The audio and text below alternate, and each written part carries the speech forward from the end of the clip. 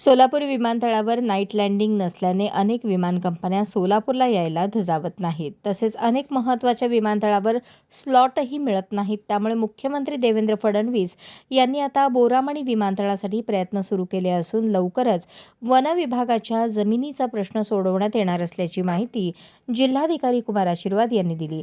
अनेक वर्षांपासून चर्चेत असलेल्या बोरामणी विमानतळाच्या उभारणीला अखेर राज्य सरकारकडून हिरवा कंदील मिळाला असून याबाबत मुख्यमंत्री देवेंद्र फडणवीस यांनी नुकतेच जिल्हाधिकारी कुमार आशीर्वाद यांच्याकडून अपडेट जाणून घेतले आहेत.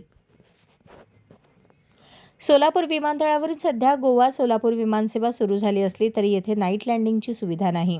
सध्याच्या होडगी रोड येथील विमानतळावरील अतिक्रमणे आहेत. याबाबत आणि इतर काही अडचणी लवकर दूर करण्याचे निर्देश मुख्यमंत्र्यांनी दिले. होडगी रोड येथील सोलापूर विमानतळाच्या डागडुजीसाठी तब्बल 65 कोटी रुपये खर्चून सोलापूर गोवा ही विमानसेवा सुरू केली आहे. दरम्यान होडगी रोड येथील विमानतळ परिसरात असलेली अतिक्रमणे तसेच येथे नव्याने भूसंपादन करून विमानतळाचा विस्तार करणे खर्चिक आहे. नाईट लँडिंगसाठी होडगी रस्त्यावरील विमानतळाचा विकास करण्यात येणाऱ्या अडचणी लक्षात घेत शासनाने बोरामणी विमानतळाचा विषय पुन्हा पुढे आणला आहे. अशाच नवनवीन अपडेटसाठी जनता राज्य न्यूज चॅनलला सबस्क्राईब करा, लाईक करा आणि शेअर करायला विसरू नका.